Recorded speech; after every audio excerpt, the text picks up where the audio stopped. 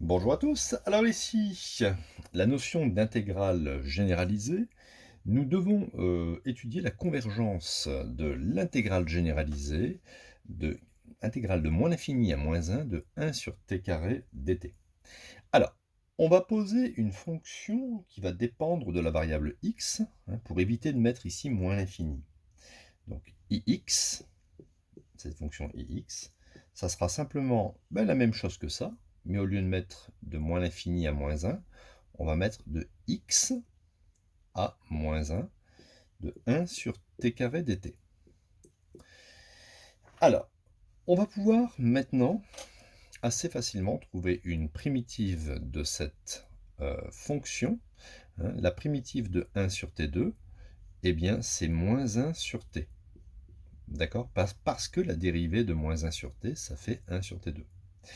Donc cette fonction ix sera égale à moins 1 sur t, d'accord, entre les bornes moins 1 et x.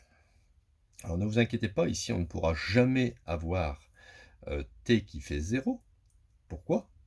Parce qu'on travaille entre moins l'infini et moins 1, d'accord? Donc on est carrément à gauche de 0. On va pouvoir remplacer.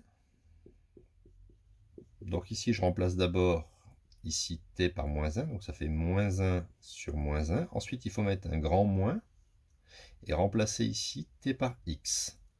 Moins 1 sur x. Je simplifie un petit peu. J'obtiens moins 1 sur moins 1, eh bien ça fait 1. Et moins, parenthèse moins, ça fait plus. Voilà. Donc ensuite, je vais pouvoir écrire que cette intégrale généralisée, finalement, ça sera la limite lorsque x tend vers moins l'infini, okay, de ce résultat. 1 plus 1 sur x. D'accord? Vous remplacez moins l'infini par x. D'accord? Donc là, ça fait une petite intégrale d'une fonction continue. On a un résultat et on fait tendre ce résultat vers moins l'infini. Donc, si x tend vers moins l'infini, il est évident que la limite de 1 sur x, quand x tend vers moins l'infini, on va obtenir 0 moins. D'accord?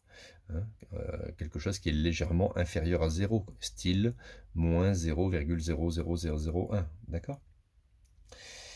Donc ça tend vers 0, 0 ou 0 moins. Bon, on s'en fout un petit peu.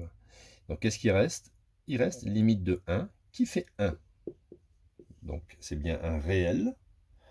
On pourra dire que l'intégrale entre moins l'infini et moins 1 de 1 sur t carré dt est une intégrale convergente. D'accord? Elle est convergente.